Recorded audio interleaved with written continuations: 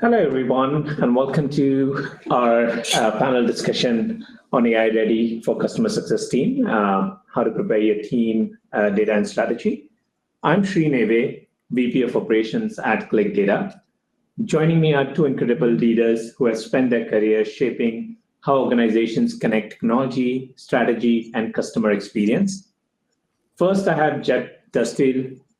Jeff served as a chief customer officer at Oracle for over a decade, leading global programs focused on customer success, value realization, and executive engagement across hundreds of enterprise accounts. Jeb is also an author of Competing for Customers and the co-founder for Studio CX. Along with Jeb, I have Amir. Amir has helped some of the world's top brands turn technology investments into real customer outcomes. He has also led global digital and AI strategy initiatives, guided executives on transformation programs, and co-authored books like Net Ready. So Amir has also led customer success strategy team at Oracle and is one of the founding members of Studio CX. So together, Amir and Jeb bring decades of experience at the intersection of customer success, strategy, and technology, helping organizations turn AI into tangible business value. So I'm really honored to have them with me today. And with that, let's jump in and learn a little bit more about Studio CX from both of them. Okay. Amir, you want me to jump in first? Sure, go ahead. Okay, yeah. So as you've heard, thank you. First of all, thank you, Shree. Thanks very much for the opportunity to do this and to talk to the group.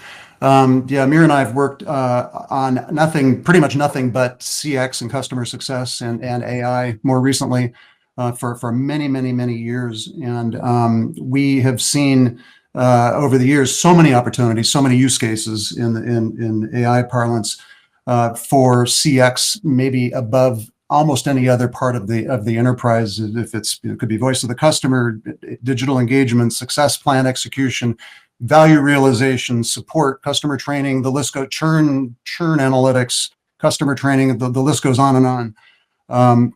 So we think that our focus on CX and CS with a particular AI lens, it can be particularly helpful to organizations. And if you look at this 90-day program that Shree alluded to, what we do with Studio CX is have a decided focus on literacy training, an outcomes-based use case kind of evaluation process, and then rapid prototyping with very high client engagement and a real focus on skills really throughout all 13 weeks or exactly 90 days of the program, with a really disciplined concentration on analyzing use cases and building and testing prototypes and ensuring that there are real benefits to be realized and that align completely with company objectives.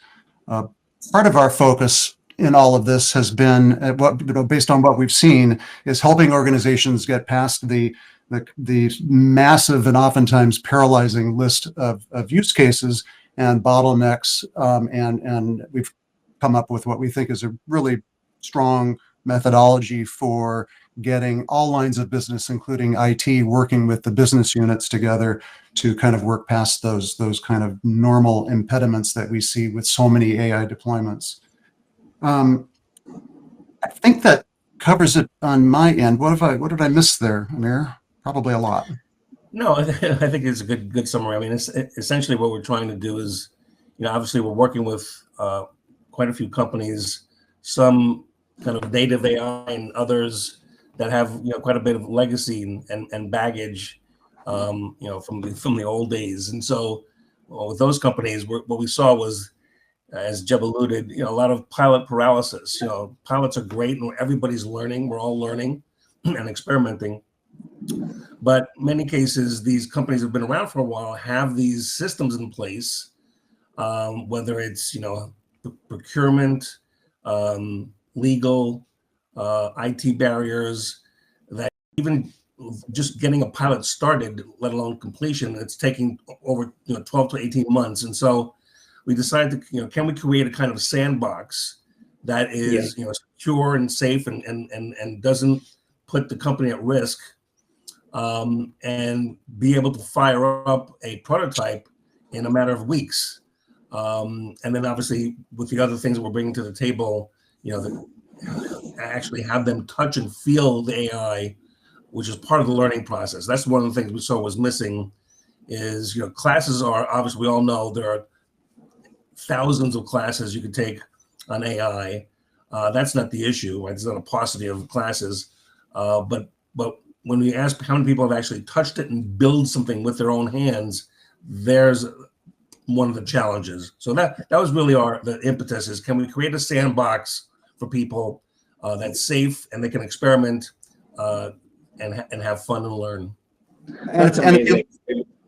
Yeah, go ahead, Jim. I'm sorry, Shree. Yeah, I was just going to say, and if you kind of look at what a 90-day run looks like, I mean, we're in the middle right now of kicking off a project with a brand new client, and it's completely prototypical for what we plan on pretty much any 90-day program to look like, and it basically has an upfront AI readiness assessment component. We'll get into more of that today, of course.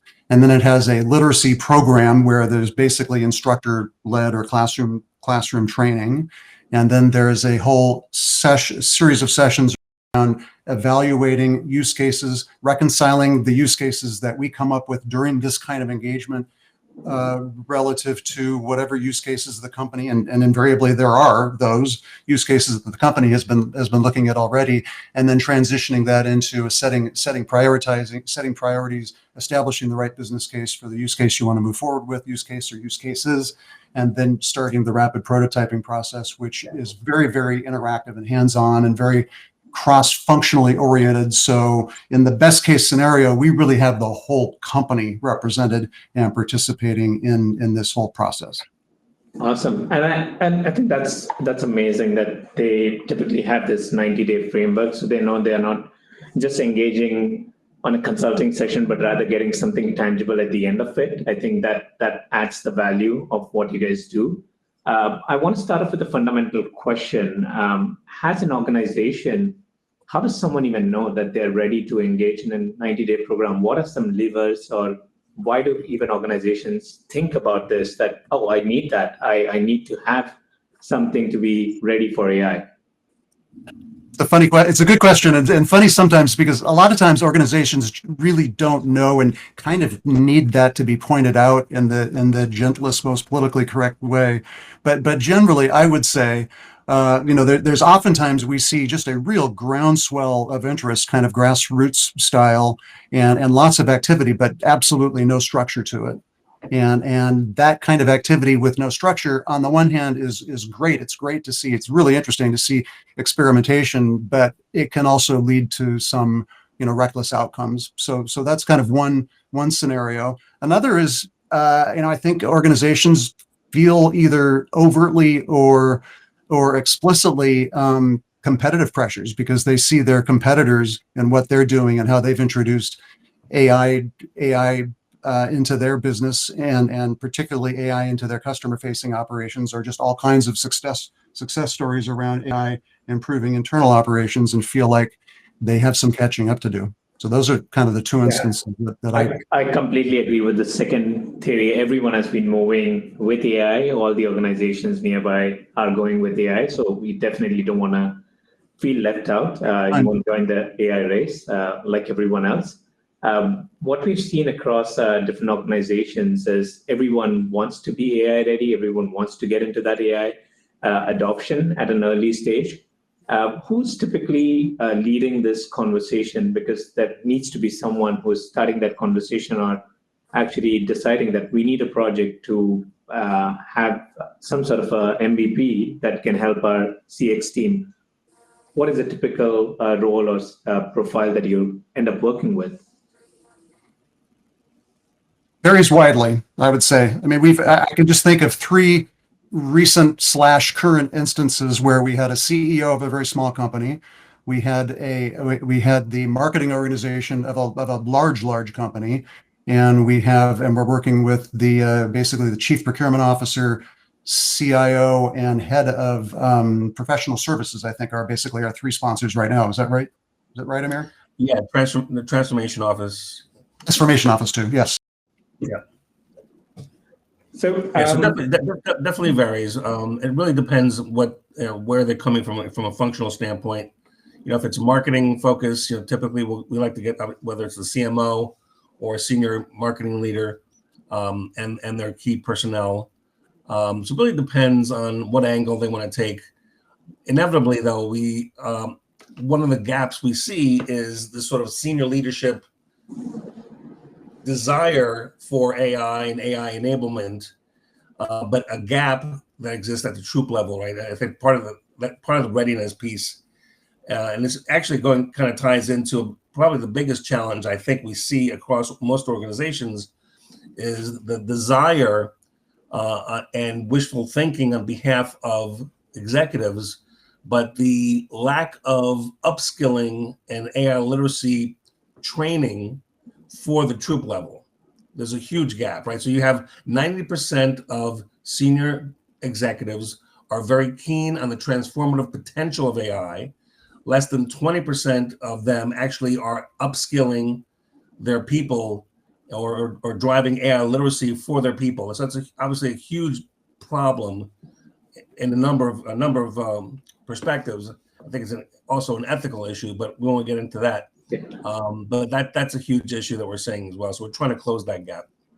Yeah, I completely agree with that. I've worked across several companies who are ready, who have the vision that we want to start adopting AI tools.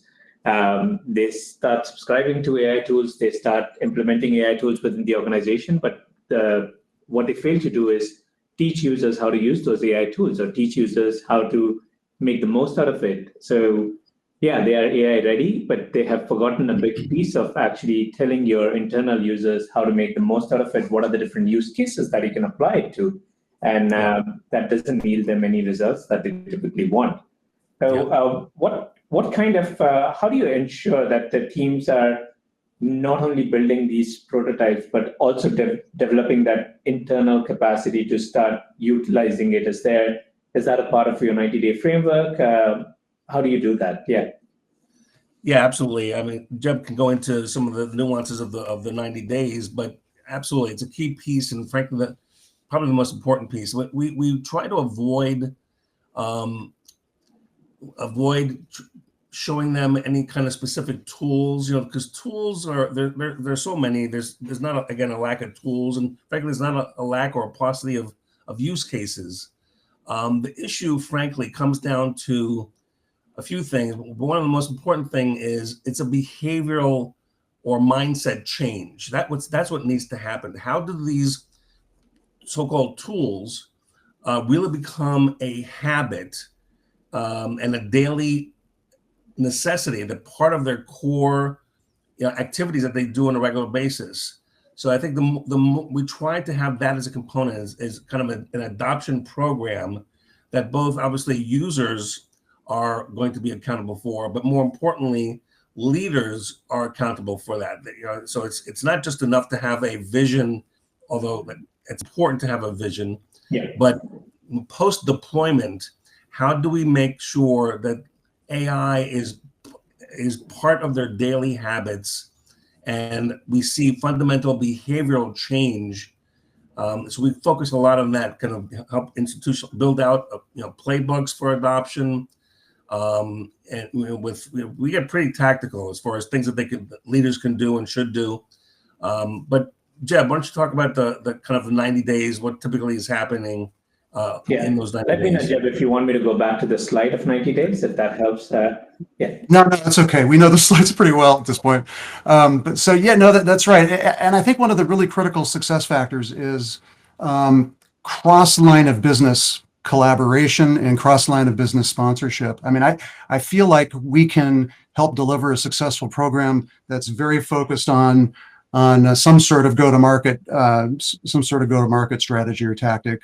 Certainly CX or customer success, certainly marketing. We've done that as well. But I feel like we can help move the organization much farther along, much more quickly, if at least there's kind of cross LOB sponsorship of a customer success type use case and customer success type deployment, for example. But the best case really is that you've got the whole organization really developing one cohesive strategy that can then be leveraged functionally. The fact of the matter is, even if you are working with a with a chief customer officer, I did that for a while, and you're working on a customer success kind of orientation around say predictive analysis for churn, and then very specific next steps to anticipate and prevent churn or to rectify churn. It's a bit of a fallacy, we think, if that is entirely done within the boundaries, the confines of the chief customer officer and the customer part of the organization. That needs maybe not every single other functional org in the company, but it needs a lot of cross-functional discipline engagement and adoption. So in terms of, in broad strokes, adoption really is, it really has to be, in most cases, relatively cross-functional. So getting the whole company involved makes a big difference. But the process, if you look at the 90 days, I mean, we're quite disciplined about getting a really thoughtful, broad, deep assessment of AI readiness from both an organizational standpoint and a personal standpoint. What are the individuals in the company doing across different lines of business, through different levels of the organization, different geographies, and so forth? What are they doing in their own personal lives, and how are they, on a more personal level, applying that to their business requirements? So if we feel like if we can get a really good read on that, have very specific recommendations we can then build into a 2 or 3 or 4 week training curriculum. That training curriculum has a number of components to it, one of which is basically in classroom training, which I mentioned before, but also the whole run of 90 days is basically one elaborate training program, because getting the hands-on experience in identifying, evaluating, prioritizing, putting a business case behind use cases, and then carrying that into some sort of prototyping effort, we think really is that sort of very much hands-on component that really drives home all the rest of it, and then leaves behind, a functional prototype, but also an organization to a great degree that's equipped to look at the next business case and develop the next prototype and take the next idea into deployment, into production.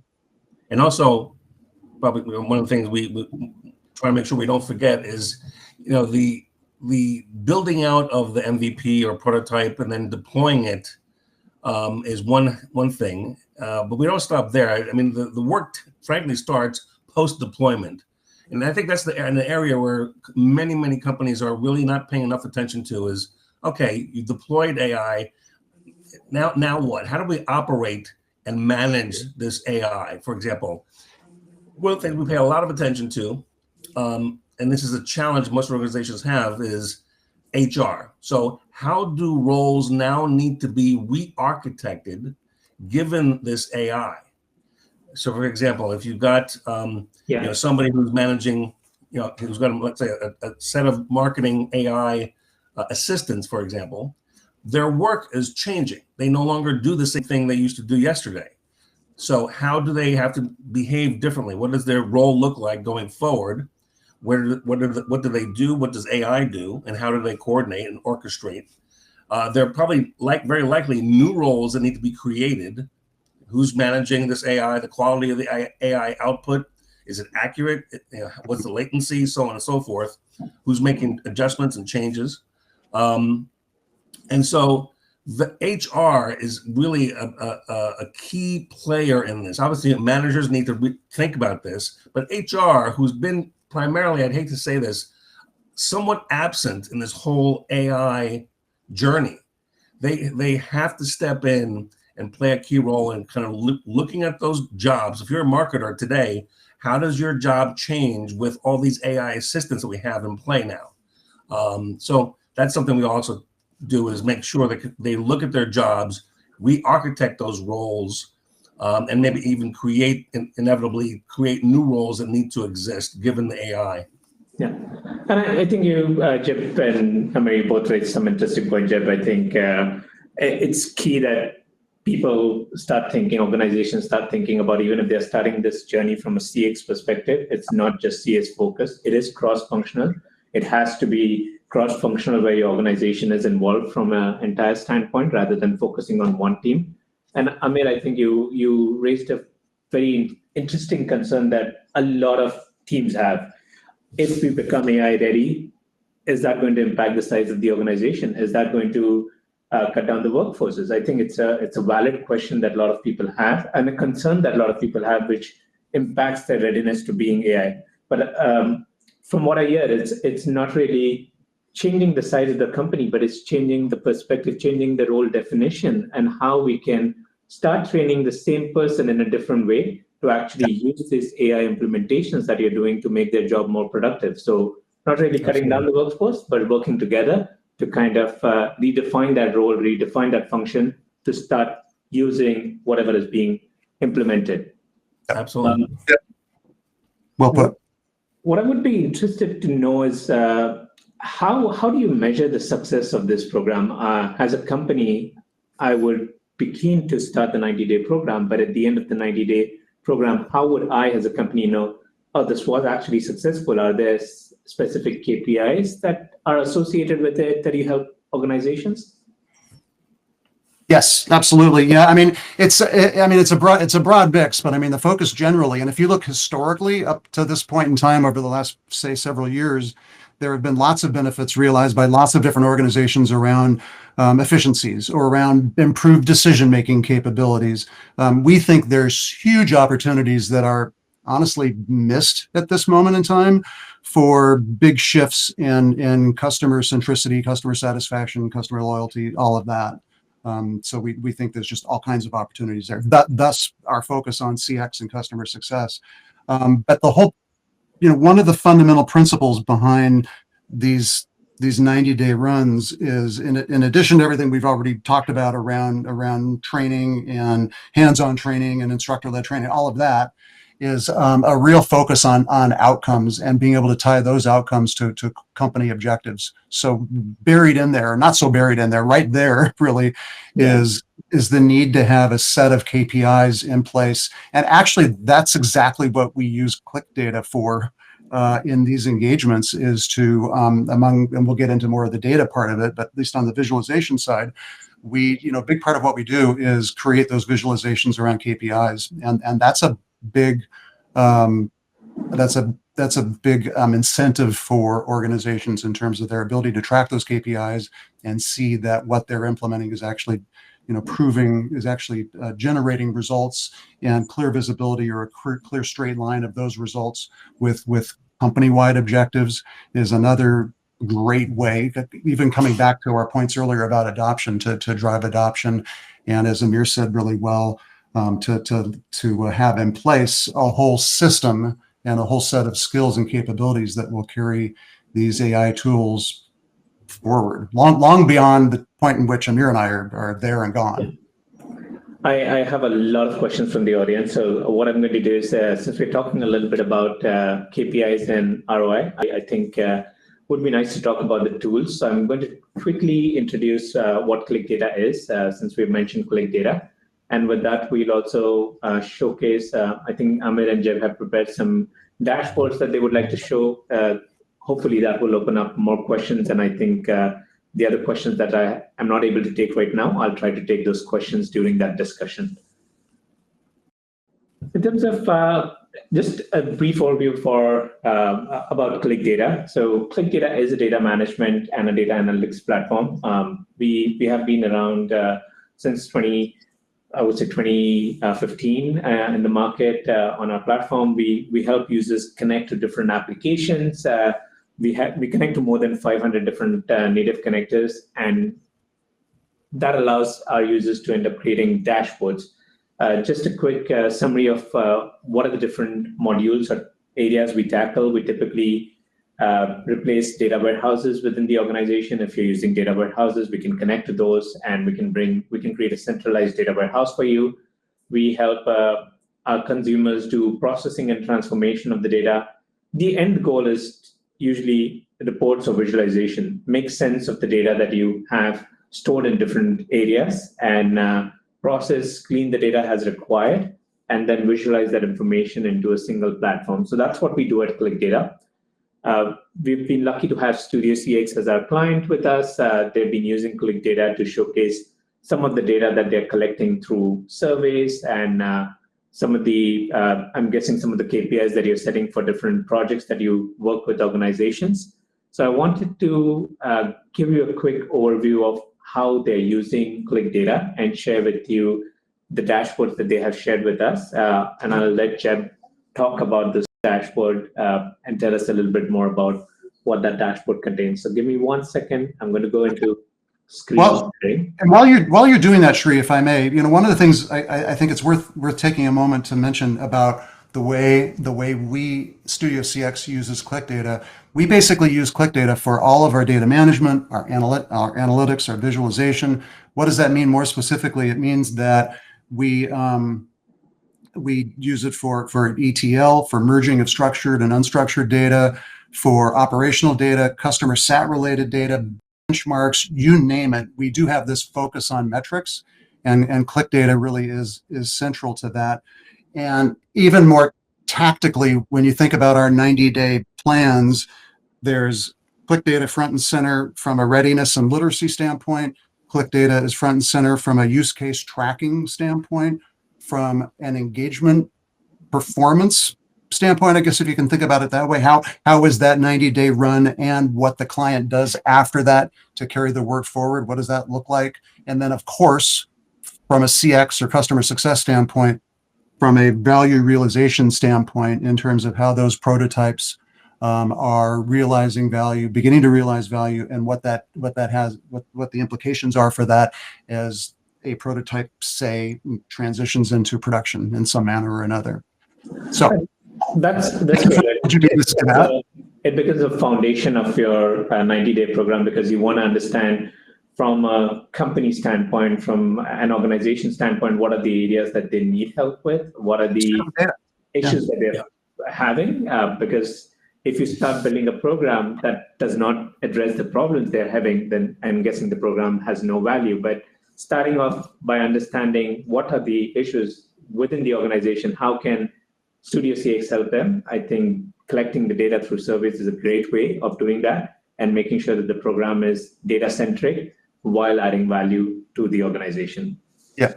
And there's distinctly separate components. There's that whole data management component, which is really important. And then there's the visualization aspect.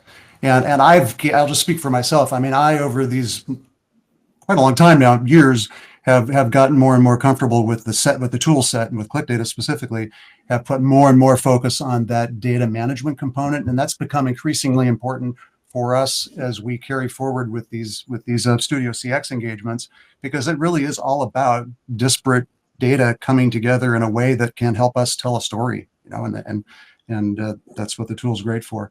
Would you mind, Shree, would you go to the first tab, the one that says organization, that dashboard? Yes. So this is 3 different dashboards, 3 different tabs that all talk to organizational and personal and research on AI readiness, as we said. So first, looking at, I'm not going to take all of you because it's just too much to go through in detail, but I just wanted to give you a couple of headlines here in terms of what we've done. So we have now, I think, running maybe on 3 years, Amir, at least 2 years, been doing quite a lot of research and helping organizations go through these organizational and personal assessments in terms of AI readiness. If you were to, in fact, if you could go to the one, Shree, that says leadership readiness scores, the second one down on the left, and expand it, this should be a little bit more readable for everybody. So this is an example. So when we do these assessments, we look at leadership, we look at governance, we look at organizational capabilities, and we look at technology capabilities. And we have a large library at this point, not so large when we began, but large today, a library of benchmarks that we can apply organizations and individuals to. This happens to be a benchmark around leadership readiness scores, and we look at it, you could look at it any which way you'd like to. Generally, the gist of it is we look at the maturity, so beginning, developing, progressing, advancing, leading. And what this tells you as a benchmark is that 10% plus another 27%, so 37% or nearly 40% of the organizations that we have had participate in our research, thus becoming a benchmark, that nearly 40% of organizations are either advancing or leading in terms of their leadership scores. If you can zoom back out, if you don't mind, kind of close that out, you'll see the same sort of logic on the other areas around governance, around organizational readiness on the lower left, and then technology readiness on the lower right. Another one thing I'll point to is if you could expand the one with all those different lines, the one on the far right, and open that one up. This is across all 4 of those categories, a ranking of not benchmark. Well, this is actual performance of all of the organizations, so benchmarks too. It's kind of interesting to look at this way. The ones that are the sort of darker blue, like strategic plans and engagement of senior management at the very top, those are the highest ranking. Those are leadership scores. Perfect. Thank you. You know how to use ClicData really well. And then if you go to organization, which is kind of that teal color, organization would show you the ones that are org and that total forced ranking and so forth, technology and governance. The maybe most interesting point here, and it just so happens to coincide with one of the things that Amir and I like to talk about a lot, is you go to the very bottom and you look at the lowest ranked item. And there's a pretty big margin between the highest ranked item and the lowest ranked item. It's the ability of organizations to transition from a pilot into production, or from an MVP prototype into production. And that's a big part of why, when we were initially doing this research, we thought, we think we ought to come up with an answer to, if nothing else, but that coupled with just a general sort of, lack of readiness in terms of AI literacy, and a just an idea that organizations are, if anything, as Amir said, if anything, honestly kind of swamped with use cases and need help in rationalizing all that. So I think that's probably all we need to show on that first tab. This is the org readiness tab. Okay. And I think it also goes to say that people are at least thinking about it. I see a lot of people. So from what I understand, these surveys are done typically before your 90-day program, or is that? It's the first 3 weeks, basically. First 3 weeks, okay. So a lot of organizations today or leadership are still in that beginning or developing phase, which I found quite interesting. I was hoping that people are already into a developing phase as of today, because everyone else is already moving towards AI, but it's still surprising to me that they're still in that beginning phase and not thinking about it. So maybe there's an opportunity there as well. And I think that the chart would definitely move towards progressing or advancing over the next few months or next few years. I think if we do a survey again next year. Yeah. And maybe we can show you exactly that, and we'll do it right now. So personal, just a slightly, same basic construct. All these 20 assessment areas across 4 different categories, 5 per category, give you the same idea, the same sort of rankings, the same sort of leadership, governance, and so forth. If you can go to the third tab, which says AI for CX, this is another bit of research that we've done. A, because we think it's really interesting, and B, because clients see real value in this kind of benchmarking and this kind of research to form a real purpose behind a AI-driven transformation. If you could explode that very first one in the top left corner, this kind of addresses, Shree, what you were talking about. So this is a longitudinal view. This takes you from the research we did, the research piece that we did in 2024, and that compares it with where the same organization, not the same, but representative organizations are in 2025. And we're seeing, actually, to our delight, it's not going fast enough, but to our delight, we're seeing a movement from pilots to scale. And the way to read this is, if you look at that y-axis, at the very bottom, it is, I'm moving my cursor like you guys can see it. That doesn't do anything. I'm trying to do that. You're moving the cursor helps better. But if you look at the low end of the scale, basically we're doing nothing at all. The next thing is, we're exploring, we're thinking about it, but we haven't really taken a jump to piloting and so forth to transformation. So if you look at the 2 top things, the 2 most mature categories, and look at the customers in those 2 categories, it's nearly threefold up. We saw about 12% of respondents say they were at least scaling, meaning that they've gone beyond a pilot into production, or at best even transforming. It's actually become an integral part of their CX strategy. This is all CX very specific. So that represents 12% in 2024 in those two categories. Yeah. And now if you look at 2025, that survey data is still fresh. I mean, we're still getting results and still doing analysis every day. This is live data. We're looking at 33% either scaling or transforming, which we're delighted about, because it has felt like a slow slog, and we were a little, shall we say, freaked out last year, to exactly your point, Shree, that it just feels like we're way behind. But we got a lot locked into piloting, right? You can look at that kind of middle ground where there's. I can see that, yeah, absolutely. And it's interesting, I think, on this chart as well, that eventually people are moving from that piloting towards scaling and transformation. They're thinking about moving it to production. Would be scary if people are doing the piloting, but not being able to adopt it internally within the organization and going back to not using and planning. So I'm glad to see that no AI use of planning has completely disappeared as organizations are engaging with you. And the idea, I'm guessing, is moving these 73 respondents towards scaling and transformation. I mean, to put it really plainly, Amir, I think I know you'll agree with me, actually. If we on day 91, kind of clap our own hands and slap our own backs and say, great, we delivered 2 brilliant prototypes, but even a really nice playbook for taking those, giving options for transitioning those prototypes into a real production deployment, and then nothing happens, that's a failed engagement. We have failed our jobs. Yeah, in doing absolutely. so. We're very focused on the whole idea that those 73 organizations that have potentially projects stuck in the pilot phase. That's not necessarily what this is saying, but some number of them are surely stuck in pilot phase. If we can't help break that free, we really haven't done our job. And for the benefit of just explaining everyone who is attending, could you define what a piloting or a pilot project would be and what a production project would be different? Is it just the scale of adoption? Does that mean that it's gone live? Or is it adding more modules to it?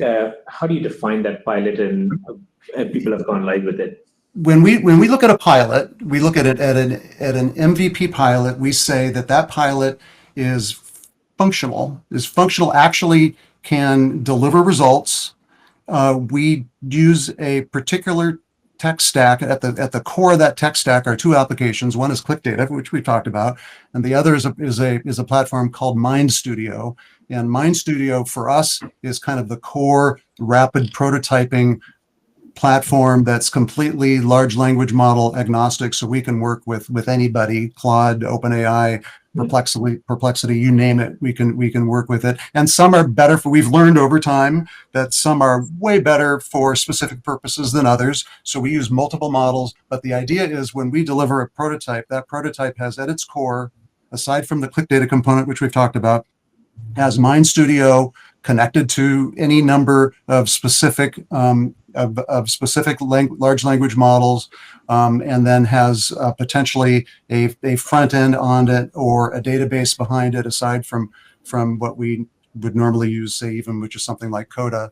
But it is a fully functioning pilot and a fully functioning application or agent, if you want to call it that. Yeah. One example is we wrapped up an engagement several months ago, back in March or April, I think, with a smaller company that was a software provider, and we built them an AI-enabled customer success platform, and the entire workflow for them, for their CSMs, from beginning to end, from acquiring that customer to upsell, cross-sell, to harnessing the glory of a strong advocate in that customer, is all managed through that. And that was genuinely, we called it a prototype, but they ran their business on it. And the idea was, when we gave them the sort of playbook for here's what you do next with that, you can either just take that and recode it into something that's more compatible with your platform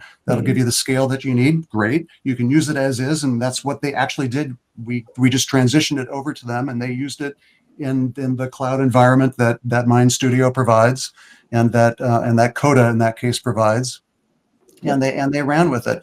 There's any number of other options though to move that from what we would call a prototype into production. But the idea is that when we wrap up our pilot or prototyping efforts, what they have is we'll call a prototype, but that's a functioning application or AI agent that they can run part of their business on. Is it going to scale to the extent that is needed for a, $4, $10, $8, $12 billion company? That's a whole different conversation. But it can be, the part of the thinking was we needed a tool that was robust, a set of tools that are robust, give us opportunity to do, in fact, rapid prototyping, as we've talked about, but also, not for nothing, be scalable in terms of the opportunity to, as a minimum, integrate with pretty much any enterprise scale platform that's out there.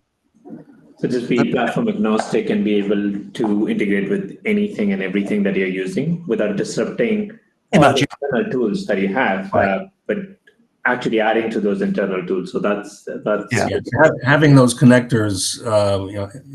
Different platforms have it. So Mind Studio, like ClicData has many connectors, whether it's to Salesforce or whatever core application they're running their business on. So that's important.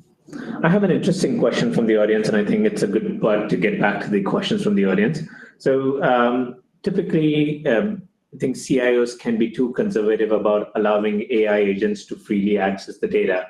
So as you engage with these organizations, as you build AI agents for these organizations, how do you address this concern or issues that you might have with internal CIOs or CTOs? Well, first of all, we make sure that everything we have in our stack is SOC 2 and GDPR compliant, and so we have strong security and privacy built into the platforms that we use, these cloud-based platforms that we use. And then typically, as we run through, so that's kind of the baseline. But as we run through an engagement where we're doing prototyping, we're generally using synthetic or anomalized data, at least at first. And as that client starts to make the decision with whatever guidance we can provide as to how they want to transition and how and with what they want to transition that capability into production, then we'll start a shift towards personal data and customer data, protected data. So start with non-personal data, non-protected data, staying within the compliance that the organization has, and once internal checks and tests have been done and it's ready to go live, that's when move towards production data.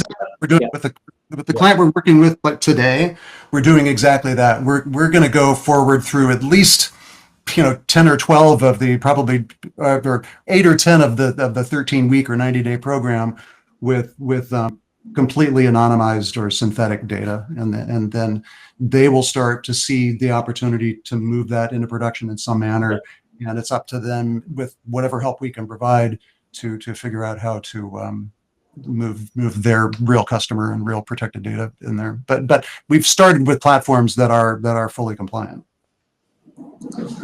Thanks a lot, Jeff. And I think it was very insightful about how Studio CX is helping these organizations. What are some of the challenges that the organizations are facing?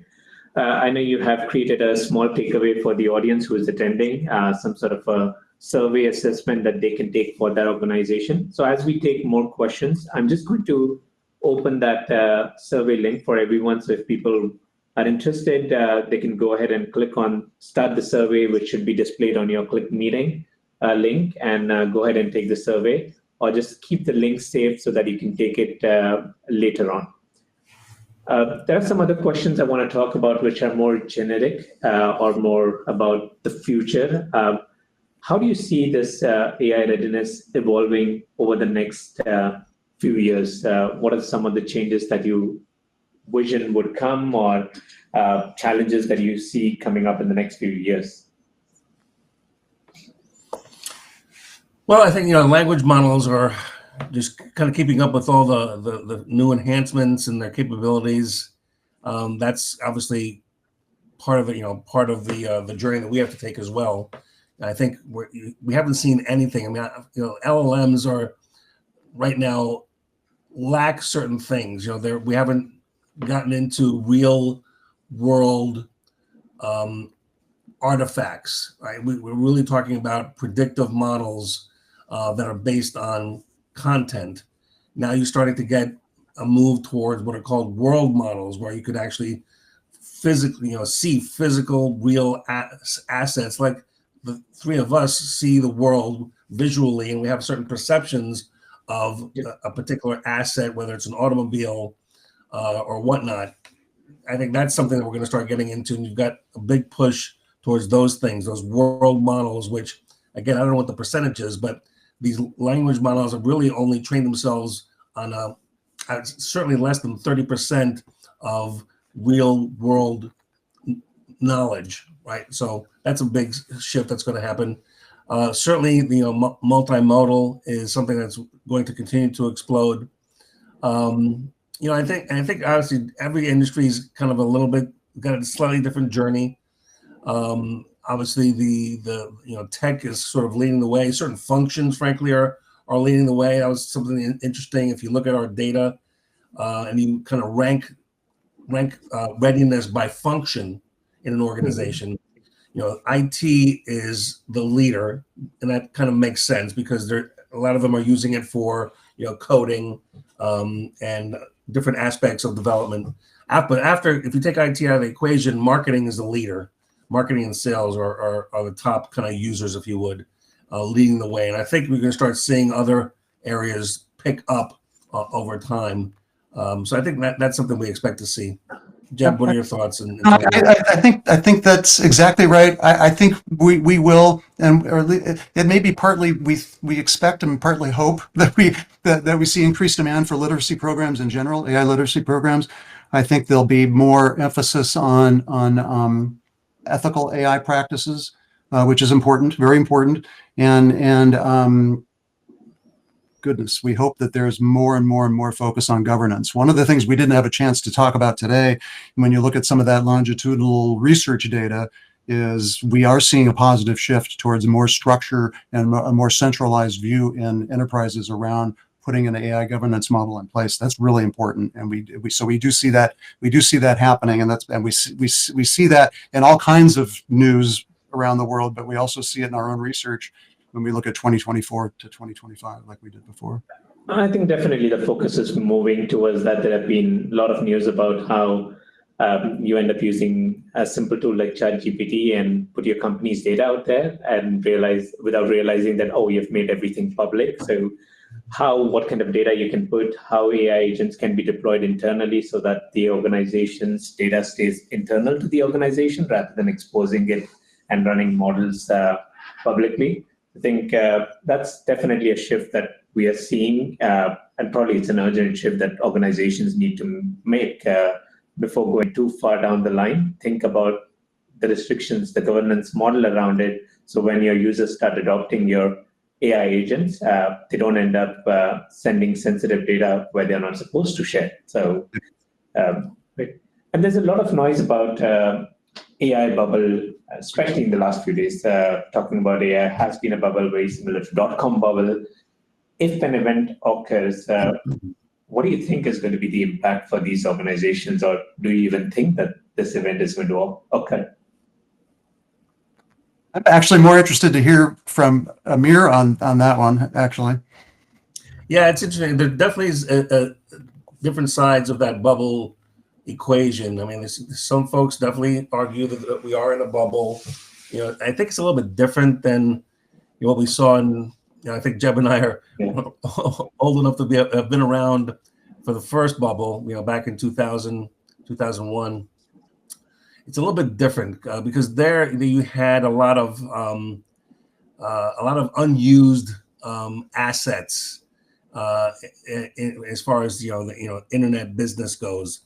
In this scenario, if you look at the assets that are lit up, let's take, for example, a core asset, which is GPUs, for example. There's not, even though sort of data centers are being built at as faster than we can count, so they're obviously not lit up yet. They're getting built, but the GPUs, there's not a large percentage of unused GPUs, right? So I think that is kind of the pushback towards a bubble, right? The assets are being used when they're being put out there. So I'm not an expert as far as that goes, but I think given the fact that the assets are being used, obviously there's other things in play here. There's geopolitics in play here that can influence lots of things. But I think as far that makes it very different, in my opinion, than what happened in 2000, 2001. So hopefully we're not in a major bubble. I absolutely see the other side as well. Like there is one side which is about the financial component of the AI bubble, about stocks and everything. But the biggest side is people are adopting AI. And if you're not adopting it today, you're not moving ahead. I don't think that's going to stop irrespective of the financial implications that it might have on the stock market or on the organization. You have to be in the race. You have to adopt the AI agents. And that's the only way moving forward. We are already talking about agentic AI, which is already there. We are talking about AGI, which is going to come after agentic AI. So I don't see from a philosophy standpoint or even from a process standpoint that AI bubble is an excuse to not adopt AI practices. Rather, it's a motivation that it is happening. It's happening now or today. So better start adopting it internally as soon as possible. Absolutely, and I think too because the Gen AI is so relatively so new, so we kind of tend to distinguish it between sort of traditional IT and certainly traditional AI, right, which has been around for decades. But I think over in the next couple of years, you're going to start seeing less of a division. AI is going to be IT for the most part, and so I think to your point, I don't see that kind of stopping anytime soon. Awesome. Thanks a lot. But Jeb, do you have anything else to add? I was thinking about a variation on what you said, Shree, actually, and I agree with that completely. If you look at the level of adoption, I honestly wasn't thinking about it the way that Amir's thinking about it in terms of the consumption of these assets, but that's a really interesting perspective too. But I think I was coming at it from more of an adoption standpoint. I totally agree with you. Yeah, I agree. It's a very interesting view. I've never thought about it from an asset standpoint as well. I'm definitely going to check up more details about it, but I think that triggers more on the stock market side, why it's overpriced, why companies today are more priced than what they are supposed to be. But what you're saying is true. Then if the assets are being used, then it's probably not overpriced. There's no AI bubble, and we need more and more assets coming around. Agreed. I'm certainly not. I wouldn't be surprised if we do see at some point in time some kind of a correction. But as far as an explosion, I don't see it happening the same way it did. Yeah. Okay, so it was great to talk with both of you. Thanks a lot for sharing what Studio CX does, some of the knowledge that you've gathered from collecting different surveys, the research that you've done. I think everyone could benefit from that. Hopefully this gives the audience also a chance to reflect upon their organization, where they stand today, what step of the journey do they want to be in, and hopefully reach out to you if they need to get a quick start on their journey towards AI readiness. Thanks a lot for joining us today. Thank you, Shree. Thanks for the invite, and thanks for the partnership. Appreciate it. Thanks, everyone. Have a good day.